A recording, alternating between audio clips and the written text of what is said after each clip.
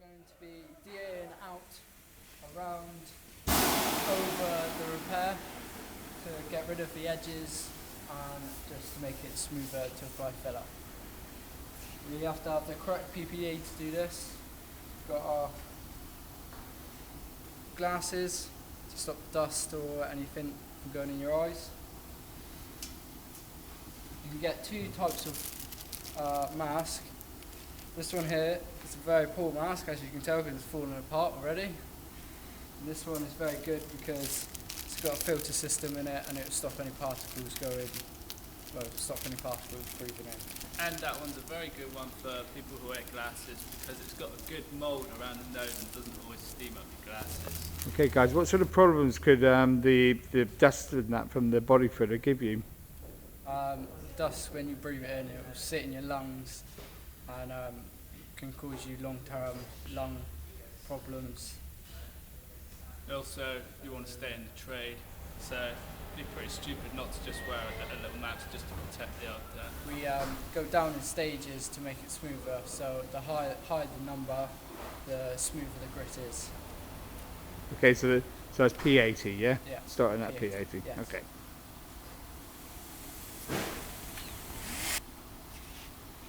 It's also important to line it up right because we've got a suction on here, so it's going to suck all the dust up, hopefully.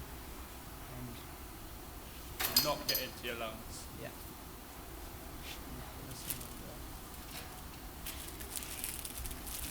I will also be wearing a mask.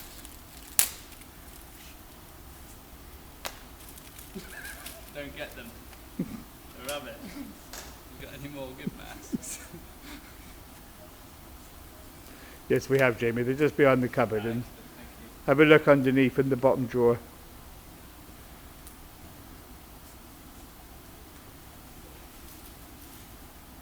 I see you putting that quite snugly over your nose, yeah? That's making sure none comes in the sides. Well done.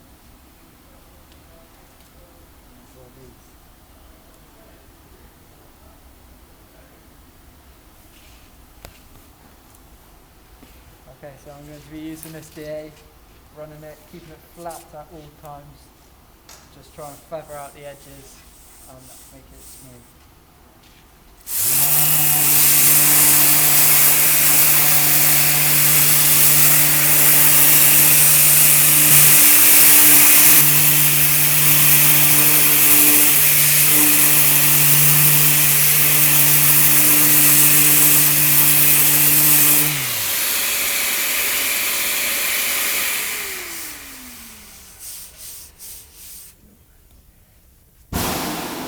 Now I've done that, the edges, you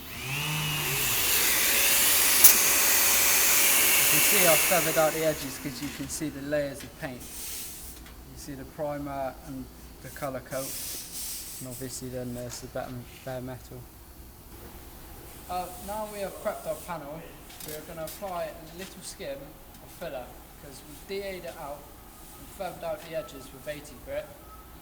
And we found some little imperfections in the body. I'm going to talk through all the different sort of fillers you've got.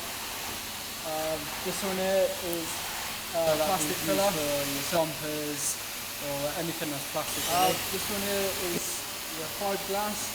This one is for like little holes or little imperfections in fiberglass. This one is to go over the bigger holes to repair the actual fiberglass itself. These are your bare metal fillers. Got this one here which we'll be using for our fire skin today, and then this one's top stop, so it's just going to go lightly over the top just to get rid of any imperfections in the fire skin. I'm going to hand you over to Jamie and he's just going to tell you how to mix the filler. Right? Yep. Okay. Now, we're going to start mixing this. Before we do so, we need to PPE. First things first, goggles. Now, I can't wear these because I wear glasses, but I'm going to wear them. Okay? There we go. Right. Gloves. Always wear gloves. Because if you get this stuff on your hands, it's very tricky to get off. Here we're using an onion board.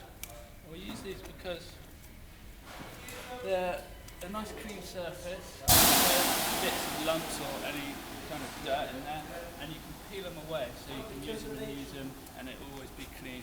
And also using these, if you use cardboard or anything like that, it can take away the fibres in the filler and can sometimes lead to pinholes and all sorts of nasty rubbish.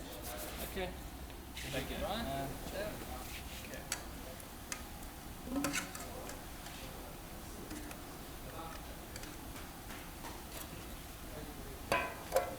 Now.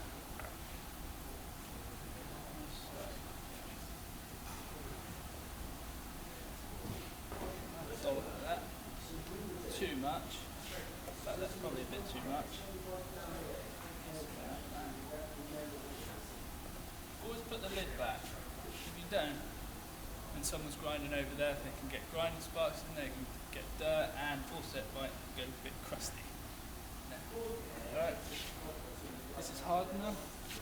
So here I've got a nice good dollop. They always say use 50 to 1, which is, if you think about it, about a golf ball to a pea. So this is my golf ball, and here's my pea. And always put the lid on, because it'll always dry up and it'll be a pain to get out again. Okay. So I'm going to be mixing it real good and thorough. See, this is what they call a raspberry effect. I don't know if you can see it in the camera there, but you can see streaks of the hardener through there. You don't want that. You want it a nice solid colour.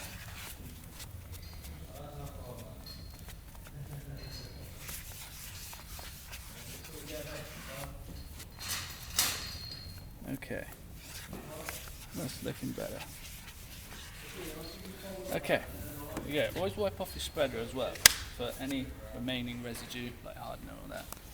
Come over here. Now, for a panel like this, personally, I take the side of the filler spreader, take a dollop like that, and then bend it with your fingers like that, and then a nice thick dollop like that. Bring it over so it's nice and even. Do the same again, move it up.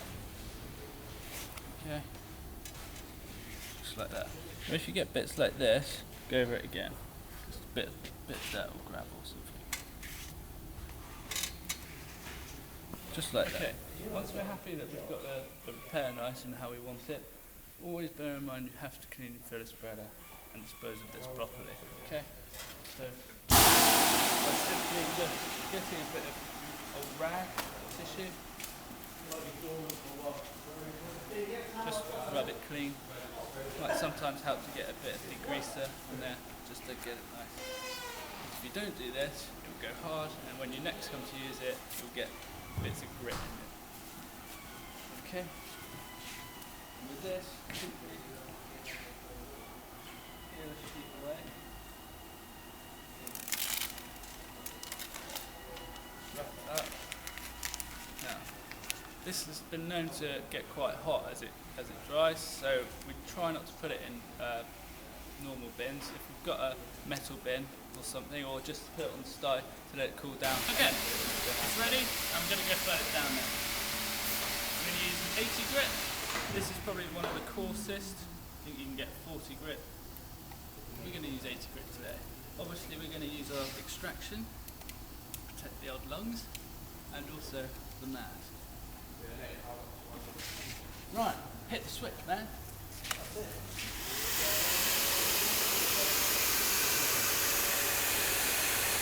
Okay. Keep to the curvature of the panel.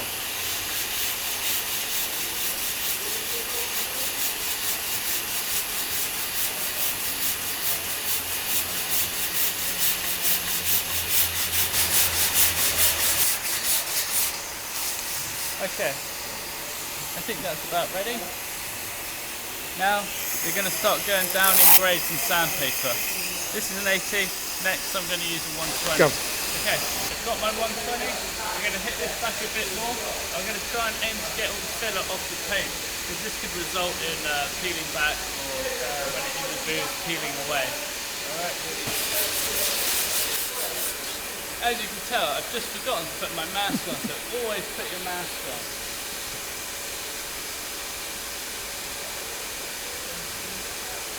Okay. Much better.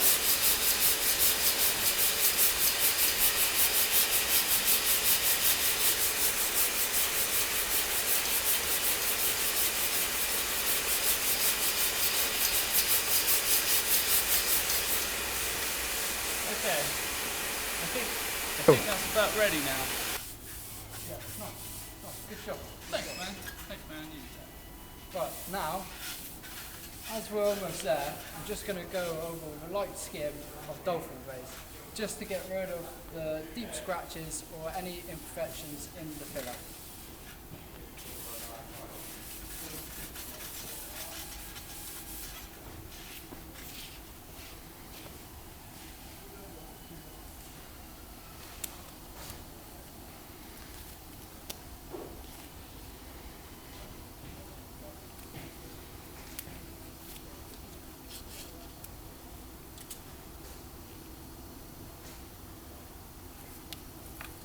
Same as before, just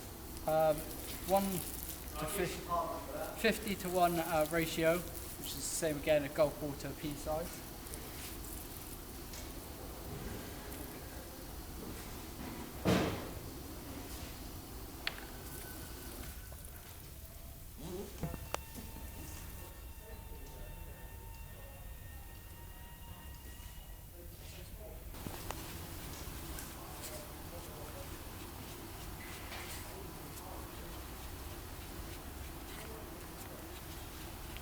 Why are you using that action, Brian? Because if you do it over the top all the time, you trap air into the filler, which gives you pinholes when you apply it onto the panel.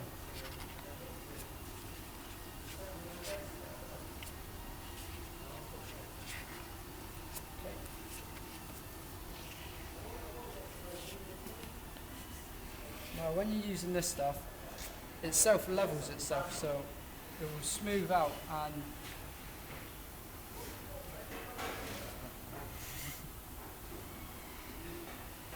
Or it'll just go all into any pinholes and scratches you might have in the repair, yeah?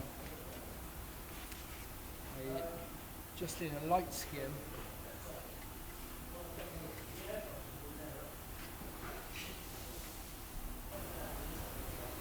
How long would that take to dry, do you think?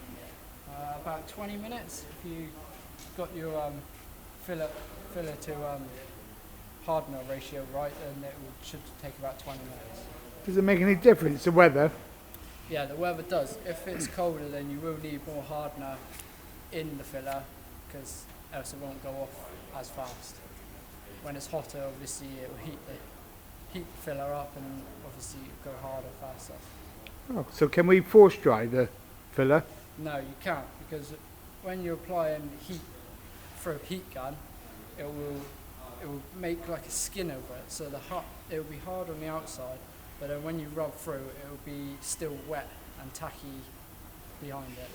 So an infrared heater, Jamie, do you think that would work? Yes, infrared, because infrared gets the heat from the bottom and works its way So out.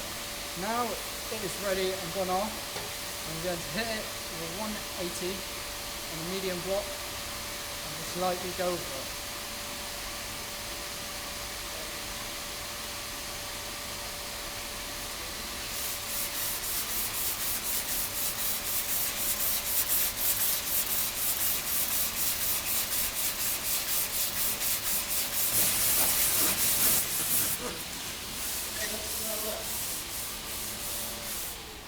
Okay, that's good now.